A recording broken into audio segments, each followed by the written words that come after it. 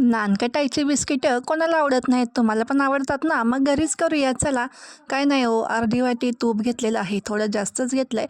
त्यात 1 वाटी साखर घातलेली आहे, पिठी साखर बरं का, घरीच बारीक केलेली.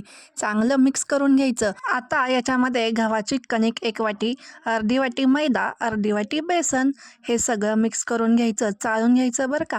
आणि आता हे चांगलं असा गोळा होईपर्यंत मळून घ्यायचं. वेलची पावडर घालायला विसरायची नाही. आता एका ताटाला तेल लावून घ्यायचं, मस्तपैकी गोळे करून असे त्याला बिस्किटाचा आकार द्यायचा.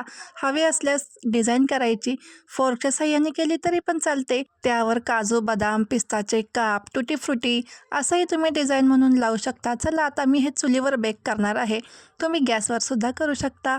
तर म्हणलं हा पण एक्सपिरियन्स घेऊन बघूया, म्हणून मी चुलीवर बेक केलं.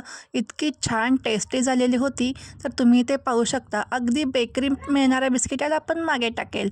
खरंच की नाही?